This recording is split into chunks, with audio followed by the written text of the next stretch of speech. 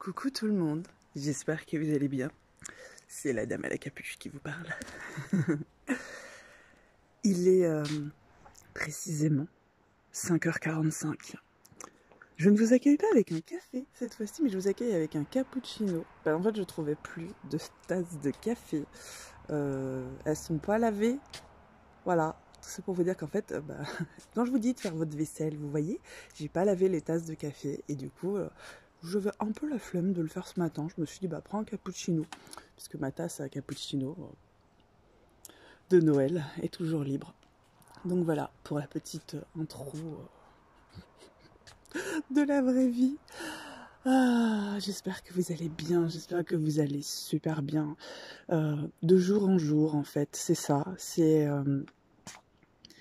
si hier ça allait pas trop, ou s'il y avait un truc qui allait pas trop, et j'espère que depuis vous avez réussi à faire un petit truc qui change la donne. Voilà. Le succès, entre guillemets, de notre vie, puis chacun met la définition qu'il veut derrière succès et réussite, mais le succès pour moi il est vraiment dans les toutes petites décisions du quotidien. On les sous-estime tellement, comme si elles n'avaient pas d'importance parce que t'en vois pas vraiment l'effet, quoi. Ce qui est normal, c'est qu'une toute petite décision. Mais je sais pas si vous êtes familier avec l'effet papillon. Un battement d'ailes de papillon au Brésil peut provoquer une tempête ou un tsunami, je ne sais plus où, à l'autre bout de la planète.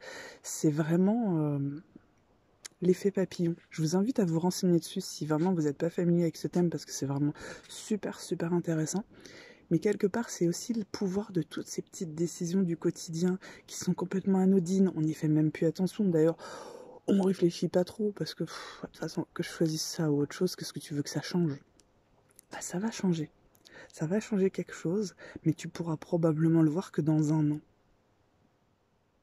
Un an et demi, 2 ans. Et peut-être que vous pouvez réfléchir comme ça, mais dans le sens inverse. Alors voilà, ça c'est un truc que moi j'aime bien faire, je sais pas si vous, ça vous plairait. C'est-à-dire de prendre un truc bien dans votre vie aujourd'hui. Par exemple, moi, si je prends mon travail aujourd'hui, le fait que j'ai changé de vie, etc., ce que je fais aujourd'hui, c'est pas non plus un métier pour lequel on te forme à l'école. Je veux dire, énergéticienne et thérapeute holistique. Il y avait très peu de chances que j'atterrisse ici. Si je prends juste ça, que je l'isole, et que je remonte le temps, mentalement, hein, je n'ai pas un secret. Elle remonte le temps, c'est pour ça, du coup, je te jure. Et de se dire, bon, qu'est-ce qui s'est passé? Qu'est-ce que j'ai mis en place? À quoi j'ai dit oui, à quoi j'ai dit non, quelle décision j'ai prise, quelle action j'ai posée à un moment donné pour en arriver là. Et tu vas à reculons. Tu pars de l'événement. Bon, tu peux partir aussi d'un événement négatif si tu veux pouvoir isoler le type de décision qui t'ont amené à cet événement négatif. Je vais boire un petit peu parce que c'est pas parce que c'est un cappuccino que ça va s'enlever, hein. Je pense qu'il va être froid aussi. Voilà, il est déjà tiédasse. Non, je vous jure. Il faudrait peut-être que je m'achète un mug isotherme ou alors que je boive mon café avant de vous faire une petite vidéo. Peut-être. Non, mais ça fait un côté cosy, vous voyez, avec ma capuche, ma petite tasse. Alors, donc vous prenez un événement, vous pouvez faire les deux. Vous pouvez... alors je ne sais pas par lequel il serait plus judicieux de commencer. L'événement négatif ou l'événement positif. Honnêtement, je ne sais pas lequel des deux serait plus sympa. Mais si on prend un événement positif, donc par exemple je vais vous donner mon exemple, et puis je vais à reculons. Voilà. Qu'est-ce qui a fait que j'en suis là? Alors il y a un an ou un an et demi, bon là je vous le fais mentalement, donc j'ai plus ni les dates ni tous les faits précis, donc là c'est du domaine de l'imagination, juste pour vous donner une idée.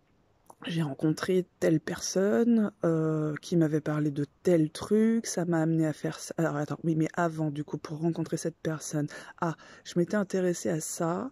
Qu'est-ce qui a fait que je me suis intéressée à ça?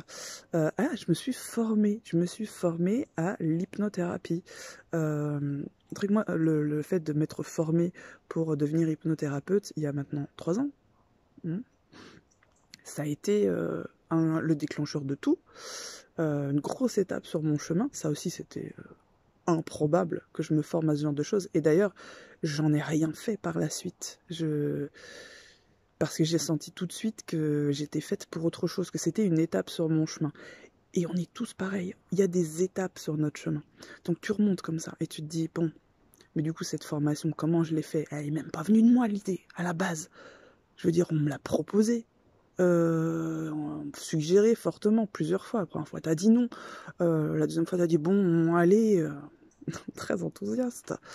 Mais qu'est-ce qui a fait du coup que t'as accepté cette formation? J'ai pris soin de moi par l'hypnose à l'époque. Je suivais une hypnothérapeute, je sais plus où, dans le 92, vers la Défense. Qui d'ailleurs en fait ne faisait pas vraiment de l'hypnose. C'est très drôle aussi quand on y pense, mais elle était vraiment chouette. Et qu'est-ce qui a fait que je suis allée voir cette dame en thérapie il y a 5 ans au moins? C'est que ma vie c'était un véritable chaos. Enfin franchement c'était un champ de bataille ma vie à cette époque-là. C'était juste tout ce que t'imagines de mauvais dans le pire des films, c'était tout ce que je vivais en permanence. Honnêtement, tu te dis, ah voilà, c'est pas 5 ans, excusez-moi, il y a 4 ans. C'était ma vie il y a 4 ans. C'était ma vie il y a 4 ans, puisque c'était en 2016. Le virage de ma vie, il a été amorcé en 2016. C'est pas il y a si longtemps que ça, en fait. La personne, très drôle, et équilibrée que vous voyez en face de vous, il y a 4 ans, c'était une loque. C'était une loque, c'était un champ de ruines qui vivait tous les drames au monde en permanence, qui les enchaînait. Et c'est parce que j'ai vécu ça qu'à un moment donné, à répétition, qu'à un moment donné, je me suis dit, mais c'est juste pas possible. Pourquoi je vis toujours ce genre de choses? Ouais, parce que c'était pas la première fois. Non, c'est pas drôle, on a dit. Et du coup, j'ai cherché pour voir si quelqu'un pouvait éventuellement m'aider. Il se trouve que ça n'a pas porté exactement les fruits que j'aurais souhaité, puisque c'est vrai qu'au bout de 6 mois, ça m'avait pas aidé comme je l'aurais souhaité. Ça m'avait aidé, donc faut pas non plus exagérer. Et à l'époque, a commencé à naître l'idée, vous voyez comment c'est fou en fait, parce que je devais aller à la Défense, j'habitais loin, ça coûtait très très cher, mais ça le vaut à un moment donné, c'est normal, enfin je veux dire une thérapie, c'est normal que ça coûte cher. Mais moi je me disais, j'avais pas de sous, c'était des sous que je devais mettre, c'était 80 € à l'époque. Quand tu dois mettre 80 € toutes les semaines ou tous les 15 jours, et que tu dois faire 2 heures de trajet, que tu dois, en plus parce que t'es maman solo, tu dois t'occuper pour garder tes enfants, tu dois tout gérer, c'est lourd, la charge mentale et tout.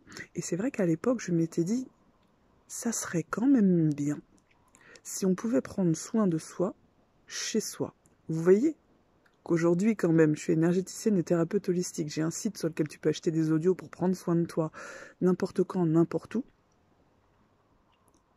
Et l'idée, elle a commencé à émerger de ces galères-là à l'époque.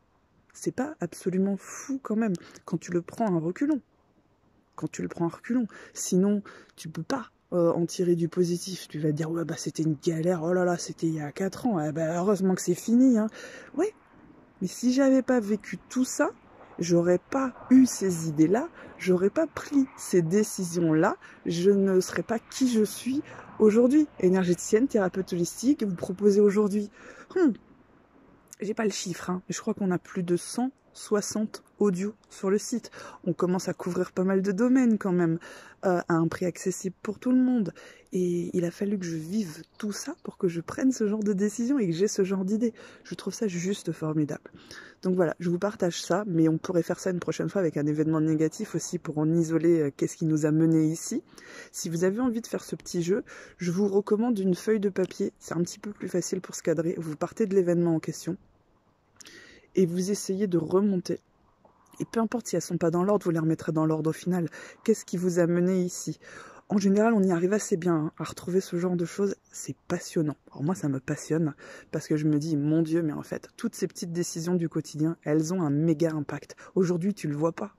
Tu le vois pas, la galère que tu vis, c'est peut-être l'idée de l'entreprise que tu vas créer dans 2 ans. Comme c'est peut-être la meilleure décision de ta vie que tu vas prendre pour autre chose.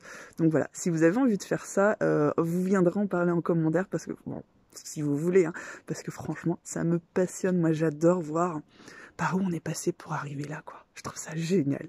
Bon, et ben, sur ce partage, je vous souhaite une super belle journée et je vous dis à très vite. Va-t-elle arriver à éteindre avec son café dans les mains? On sent s'en renverser, c'est périlleux.